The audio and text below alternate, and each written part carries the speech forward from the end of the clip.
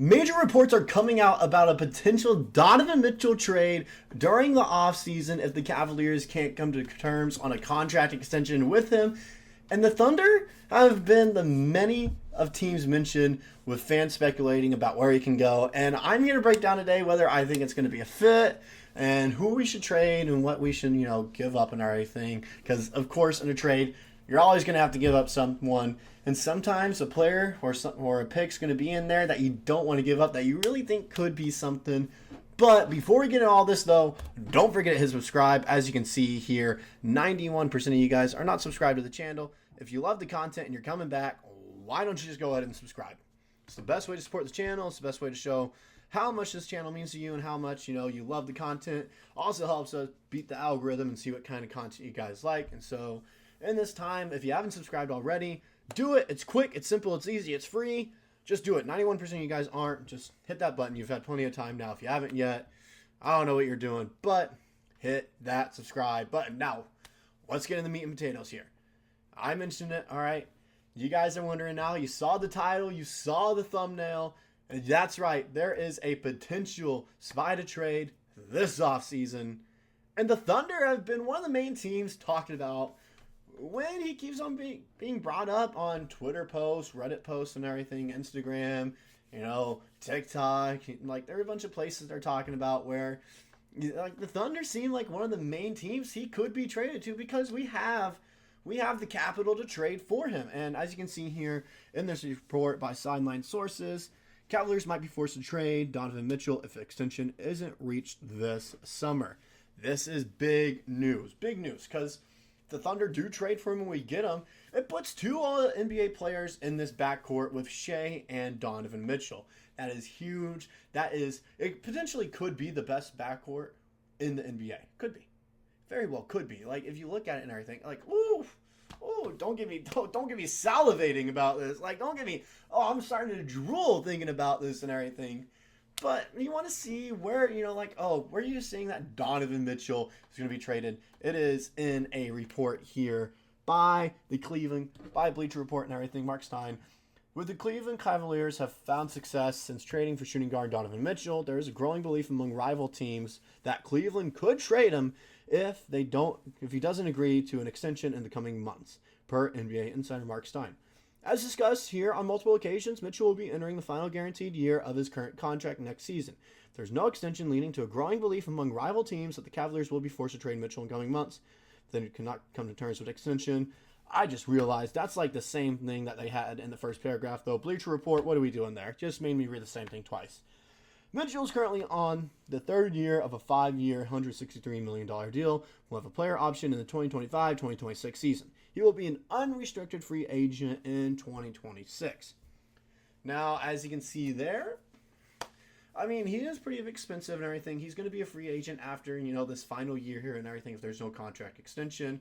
And I think if he's traded to the Thunder, there won't be a contract extension. I think it's really just a 1-year loan thing. We're going to trade him so we can try to win the whole thing and everything, take us to the promised land, get us that first ring that we've been looking for and everything for this Thunder organization. And then you're also wondering, how has he been doing this season? We're going to bring up this part about it. Don't read the last paragraph. I don't know why I didn't crop it out. Focus on the first thing here. In his second season with the Cavs, Mitchell is averaging 26.5 points, 6.1 assists, and 5.1 rebounds per game. Pretty good numbers. Cleveland currently holds the number 4 seed in the East, but has a chance to secure a top 3 seed if it closes out the season with a pair of wins and the New York Knicks lose one of their final 2 games. And so, as you can see there, he's having a good year. He's having a good year. He's pretty good. It's pretty good. And I think it's all NBA numbers. I think it's not second team or first team, but it's definitely, he can finish in third team. 100%. I could see that for him.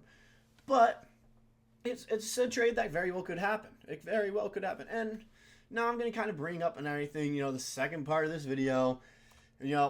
Click the button, please.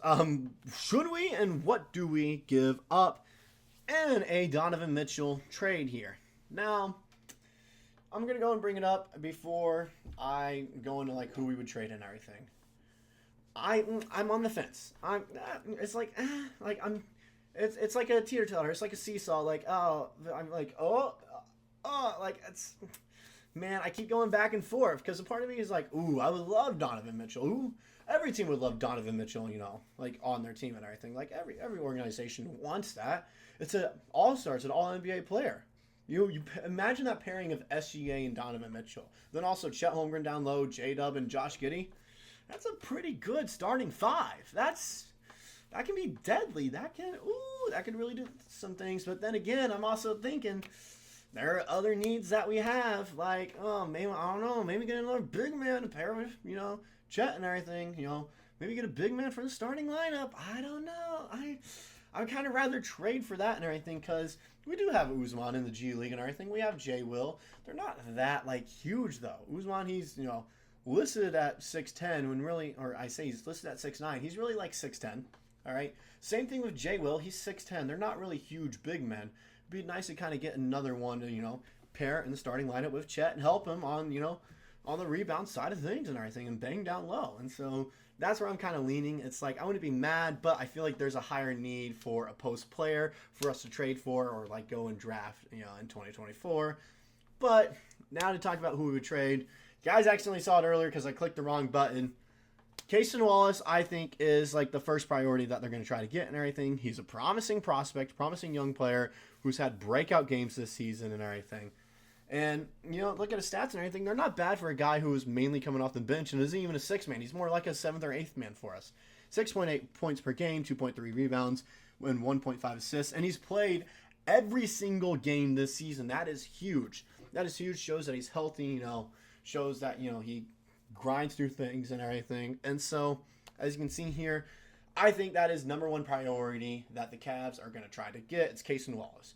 They need something in return and everything that is kind of like a project that they can work on and everything and go into and have him locked down for years to come with Darius Garland and pair him in that backcourt. And so I think, like I mentioned, Cason Wallace is the first option. I don't think they're going to go for a guy like Aaron Wiggins or Isaiah Joe, who aren't as young as Cason Wallace.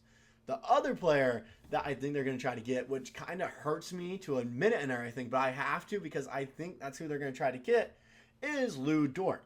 Lou Dort, he's averaging 11 points per game, 3.6 rebounds, and 1.4 assists, and he's played 77 games this season. He's only missed 3. He's a great player. He's a great player. He's my favorite player on the Thunder and everything. I know, that's kind of a weird take. Lou Dort, he's kind of a role player. He starts and everything, yeah, but doesn't really do anything to make him stand out. It's Lou Dort. It's the Dorture Chamber. How can you not love him? I got his autograph and everything when I went to the Celtics Thunder game. And ever since the bubble, he's been my favorite player. He's just kind of break out. He's clamps. He locks everyone down. And I think that could hurt us as a team if we trade him and everything. Just because it opens up a hole defensively that we are going to miss. So it doesn't show up in the stat sheet and everything because he doesn't get a ton of steals. He doesn't get a ton of blocks. And so he'll never finish in Defensive Player of the Year voting and everything. But when you look at who he's guarding and everything, he's always guarding the other team's best players. He's always guarding them, and he limits them very well. He limits, only time, you see when he's guarding them and everything, they'll only get 22 points a game and everything, which is still a good amount, but it's better than 30, 32 points a game like they usually do. And they only get those amount of points and everything is when he's not on the court, when he's not matched up against them. And so I think it very well could hurt us. I could also see us trying to trade Josh Giddey. Now, how he's been playing lately, I could see us not trading him now. I could see us keeping him around, and everything, and keeping him as a key part of this team for years and years to come. But it wouldn't be surprising me if he was in that trade instead of Lou Dort. And so, and also, we're gonna have to give up, one or two of our many picks that we have. One or two of our plethora of picks, as I like to say. Sam Presti, he likes to hoard them. He does. He really loves his picks, but he will have to give up one or two. I could see him giving up two, a first round 2025 pick and then a second round 2025 pick in that trade to get Donovan Mitchell. However, like I mentioned, I'm seesaw. I don't know. I could see us trading for both. I'd rather get a big man, but I wouldn't be mad about Donovan Mitchell. That's the big thing. It's just a matter of, who are we going to give up? That's the thing. And no matter what, it's going to hurt because there are so many promising players on this team and everything. Like Lou Dort, he's still on not on the younger side, but he's not old. He's 25, 26, I believe. And so he's not super old and everything, but he's starting to get up there and everything. And then you have Cason Wallace, who is a rookie this season and everything, who we'd have to give up. And so it's it's going to hurt no matter who we give up for Donovan Mitchell. And this is all, like, this is just, hypothetical. Like, let's say we get him and everything. Because I mentioned, it's not like it's not a fairy tale. It's not, pretend, make believe and everything. This could very well happen. It's not like a out of the realm of possibility. This trade could happen. And so, like I mentioned, though, wouldn't be mad, but it's not what I really want to do. So that's all I got for this video. Once again, like I said, if you're not subscribed, do it. I got the graphic up here. If you stayed for the whole video and you aren't subscribed, what are you doing? Hit the subscribe button. It's not that hard. Do it. Do it. You love the content. You stayed the whole time. Reward yourself. Hit the subscribe button so you can stay up to date with our content and everything here at Thunder Digest. I'll catch you guys in the next video. Stay around and everything. Hit that subscribe button. I don't know what I'm saying now. Thunder up, baby. That's all I got to say at the end.